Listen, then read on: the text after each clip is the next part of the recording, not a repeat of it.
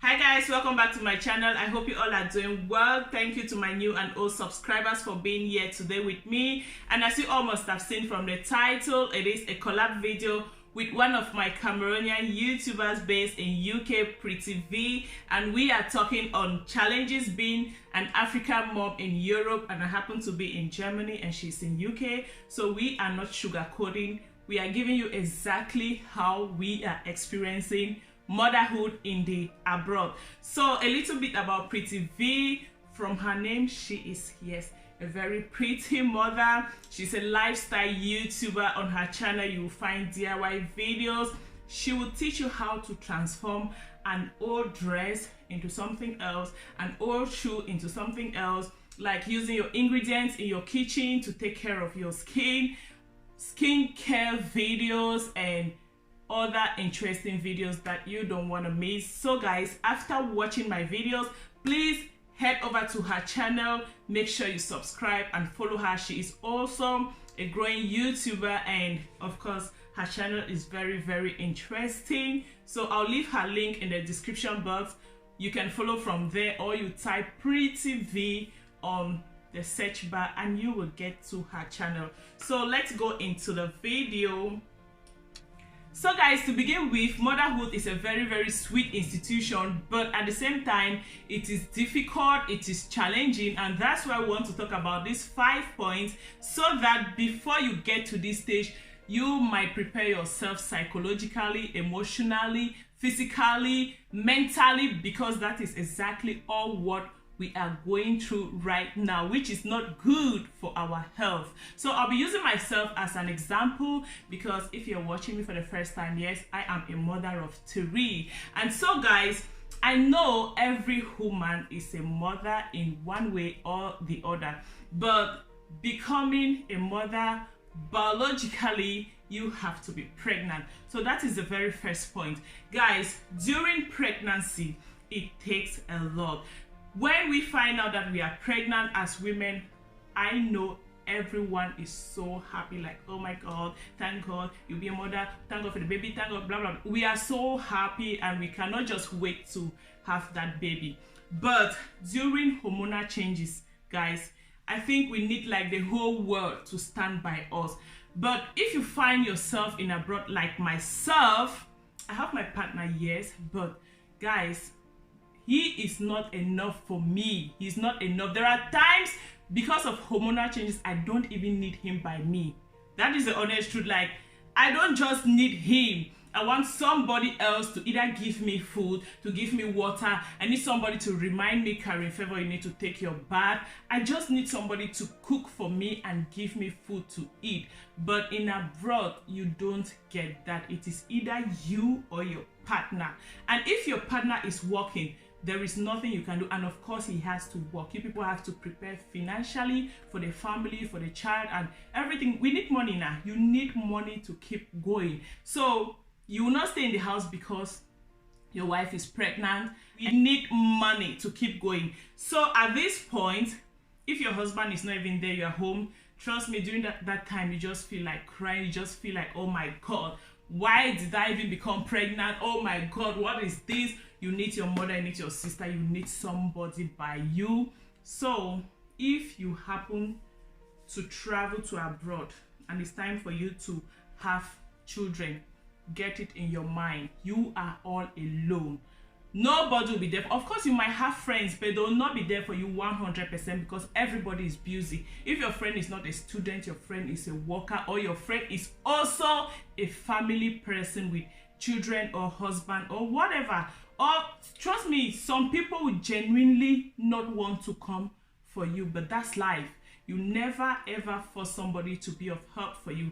So that is the very first stage that I think you should prepare psychologically before becoming a mother. It is tough during that time, but above all, there is happiness being pregnant, and there is happiness to see your child. So let's talk about the second point, which is during birth.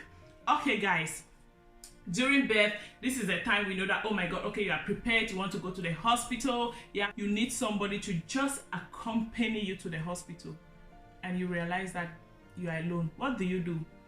You pick up the pieces and stand there like a boma tree.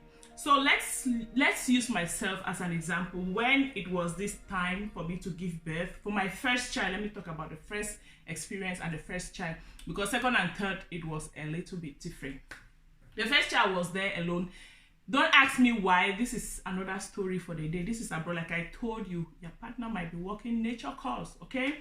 We need in cap. So I was in the hospital alone, and trust me, there was no woman there alone. Everybody was there with like 5 persons. Husband, grandfather, grandmother, auntie, whatever, but I was alone. So I was so courageous and happy to go have my baby. But trust me, when it was time for me to go to the maternity, the labor room, fear just came. I was panicking. I started crying. The only thing that came to my head was my mother. My mother. Like, I just needed her. I needed somebody to hold me like this to that room or in that room. I don't know, that emotion just came. I cried. And then I said to myself, why am I crying? You cry from now till tomorrow, nothing will happen. You need to go and give birth to that baby. So what came to my mind was that, Karen, pray. I went there with my rosary. I'm a Catholic Christian. Yes, I believe in God. Like, I believe in God. There is no doubt. Just the fact that somebody, you know, was formed in me. That is a mystery that will never ever change my mindset. I believe in God. So that time I was afraid. I just took my Bible, I took my rosary and my crucifix prayer. I prayed like for 5 minutes, guys. I was so relieved and strong again. I went to the maternity room, into the labor room, sorry, and it was a long process, guys, but God was with me. So the midwife was so nice, like so nice. If you want to consider how the midwives take care of you in abroad, you might have 20 children. They are so nice, okay? So the midwife was so nice and motherly. She told me that she has a daughter of my age, so she knows exactly what I'm going through. It was difficult. That woman helped me a lot. So then after like how many hours the baby came. So that is another process. You want to get prepared. Like, if you are alone, know that you are alone. But it is a very difficult thing and something that, you know, the woman asked me a question, but it was not a bad question. And of course, she said, if you are not ready to answer, no problem. She asked me, where's your mom? Where's your partner? Where's that? They have to, because how can you be pregnant and then you come to the hospital alone? Like, it sounds somehow. But at that time, or on that particular day, unfortunately, everybody was busy. Everybody was working. All my friends were in school, very far from me. So that is something you should have in mind before having kids in abroad, that don't think that people will be there for you 100%, which is not bad because people are busy. So get your mind prepared. So another phase of it, which is a point 3, is after birth. Now, after you have kids in abroad, this is the real phase that you can just fall into depression 1+1. After birth, when you are home, there is night duty. When you are home, you have to cook. When you are home, you have to clean the house. When you are home, you need somebody to help you and the child. But in abroad, you don't have somebody to help you 100%.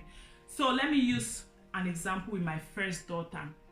Zena White, if you're watching this video, girl, thank you so much for those nights.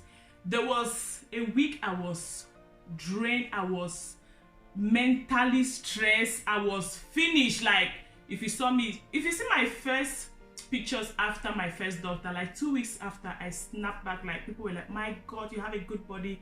I don't think it's my body. I was stressed. I was confused. I did not know anything. I did not know how to handle situation. Everything took me unaware. It's not like the doctors did not tell me, but you know, it's like a student preparing for an exam and then you get to the examination room, you're speckled bands, something like that. But I knew everything, but when it was happening, I did not know how to manifest it. But the child will be crying, I'm there confused. In the hospital, when the child is crying, I'll not eat again. I'll carry the baby. They'll come and give me breakfast, lunch, and supper. They'll meet everything there. And one day the midwife will be like, oh my God, why are you not eating? Is it I don't like the food or what? I said, no, the baby was crying. She was like, oh no, don't do that to yourself. When the baby is crying, call us, we'll take care of the child and you eat. But you know that feeling, I wanted to carry my baby. So yeah, they are so nice. If you give birth while in the hospital, they can take care of your baby even if you want to sleep. They'll carry the baby for you and you sleep. But now in the hospital, after the baby came, I was hungry and all I wanted was food. But here they'll give you bread in the morning, bread for dinner. During the day, what they give you, either porridge. The porridge will be potato. I don't know if it is potato soup or what, but trust me, that is not what you want. That is not what I wanted. I wanted food, as in pepper soup, rice and stew. You know those things before I ate, but it was not there. So it was kind of stress for me, like what is this? From morning to night, I just feel hungry. Nobody could bring me food because everybody was busy. People would tell me, Karen, I'm coming, but because of one or two things, they are not there. So when I came back home, it was hellfire. There was this week or this particular night, everything was wrong with me and the baby was crying. I called this my friend Z, thank you so much. Z, please come, Z, please come. My friend came. See, she had a test the following day. But I pleaded with that girl like that was my last breath. Like, Z, please, if you don't come. Z came and she saw that, my God, if I did not come, maybe this girl, it could have been something else because the baby was still crying. We were all confused. We did not sleep. And now I want to tell you, if you're a mother in abroad or if you're a mother anywhere, after your night duty, when your baby is sleeping, keep your phone. Because now this is what was also affecting me. I will not sleep throughout the night. In the morning, when the baby is sleeping, instead of me to sleep, I want to reply to everybody who called me and I did not pick, who sent me a message and I did not reply. So don't feel guilty about the process. If you're watching me, please understand with mothers. If you call them and they don't pick, understand. If you call them and they don't reply, especially if they don't have help, I'm talking about those in Europe. In our country, Cameroon, anybody can help you, except nowadays that things have changed, that you don't even trust your next door neighbor because of what is going on in Cameroon. But God being a helper, we are going to overcome that. So like, I want to reply to every message that came in my phone. I'll find out that throughout the day again I've not slept and I'll be looking like somebody who has not slept for 1 year, all worn out. Like, guys, it's not a good experience, trust me. So guys, another point is the external factor or external help that you might need from friends, of which I've been explaining in the previous point, but now let me lay emphasis on some of my sisters that are giving birth in Cameroon or Africa on this aspect of omugo. If you have anybody who is helping you, as in after you have children, please appreciate them. Let me use myself as an example. After all these 3 children, I've never ever had enough rest for myself. Like, it's clear. If it is not night duty, I am super busy. My partner is working. Like, 2 of us is not enough, like I said. So if you have anybody who is doing omugo for you, please treat them like egg. Because right now, I've not still recovered. This is like 1 year and 3 months after my 3rd child, but I still have body pains every day. I wake up from sleep with headaches, like somebody who did not sleep, you understand? I feel tired, like my spinal cord is still paining, my waist is still paining from time to time, my leg is paining. Like, I've never had enough rest for myself. I came back from the hospital after my 3rd child, straight to the kitchen. I prepared with my partner before going to the hospital, but things did not happen the way we planned. The baby did not come the day or when the doctors predicted. So all what we prepared, we eventually ate them again. And the ones that were left, he was home with 2 kids. He had to eat. The children had to eat. So they were feeding on that. So when I came back from the hospital, imagine, guys, from the hospital straight to the kitchen. You know what happened? After cooking, I was sick, as in real sick, and then I could not eat that food. So if you have anybody who is helping you, appreciate it. That is what, if you are still to have kids in abroad, or if you are still coming, prepare your mind that you will not have people to help you at that time. The only difference is that for my 2nd and 3rd child, I have this my sister who brought me pepper soup in the hospital, so that's when I felt a little bit spoiled, you understand. But after that, everybody is busy, she is busy, so I would never ever blame her that she was not there for me 100%. No, she's also a family person, she has a home to run and people are working, that's what I'm telling you. So you are doing everything for yourself. So guys, if you're planning to have kids in abroad, if you're planning to still migrate to abroad to have kids, know that it is your cup of tea and your cup of tea alone. Now, after the child comes, everything is on hold. That is the fifth point. Like, I've put everything on hold. I was a student, but now I am a stay-at-home mom 100%. But I still feel like 24 hours is not enough for me to take care of my family. Social life is standstill. It's not like you cannot have people once in a while to help you and go have fun, but sometimes I just feel like it's not healthy, especially if your child cannot express his or herself with what's happening or what happened. You understand what I'm saying? So sometimes I don't just want to leave my kids to go have fun, but if their father is there once in a while, this is what we have agreed. Some weekends he can go have fun and I'm home with the kids, and some weeks I can go and he'll be home with the kids, and sometimes we can give it to my big sister that I'm talking about. She has grown-up kids, they can take care of them and we go have fun like a couple, you understand. But these days are scarce, eh? They are scarce. My one is working.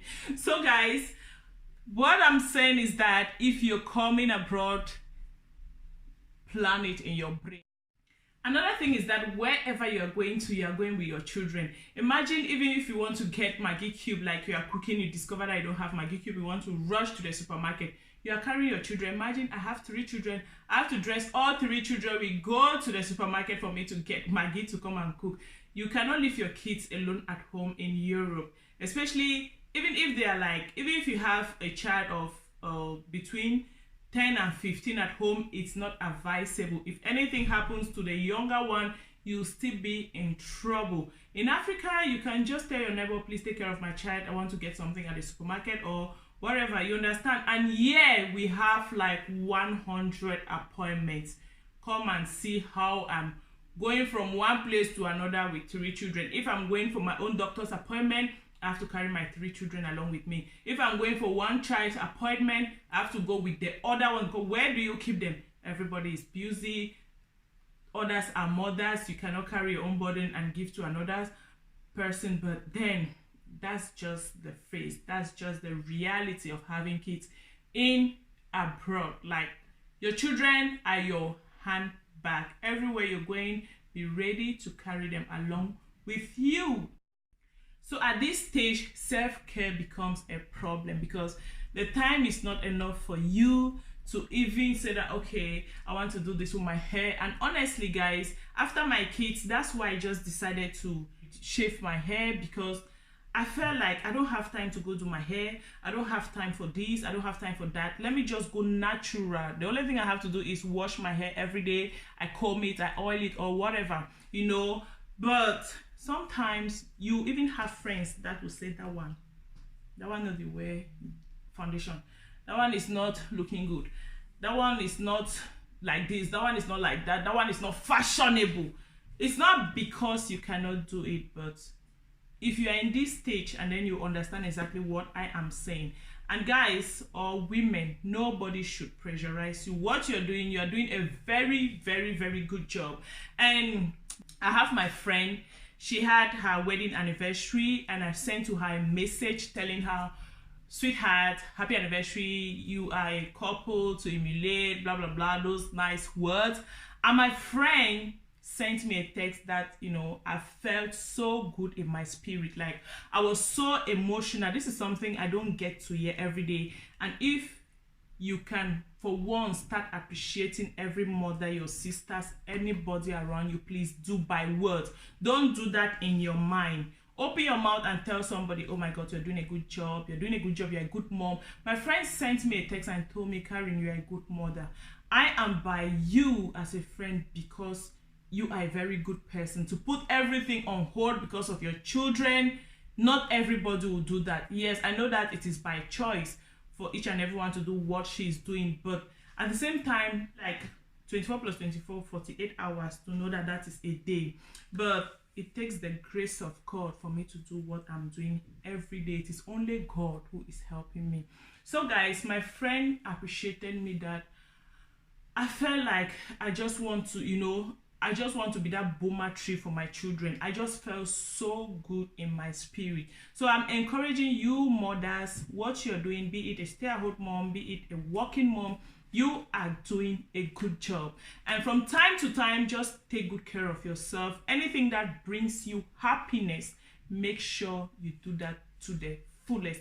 If it is makeup, wear the makeup very well. If it is dressing, dress and look at the mirror, please yourself and say, oh my God, I'm looking good. Okay? And if whatever makes you happy, do it for yourself and just feel good. So guys, if you enjoyed this video, please give this video a thumbs up. Don't forget to subscribe if you're not yet subscribed, and then share my videos with your friends, and see you in my next one. Don't forget to visit Prettyvee. Did I tell you she's a Cameroonian YouTuber? She's a Cameroonian YouTuber and I am a Cameroonian YouTuber. So guys, see you all in my next video. Bye.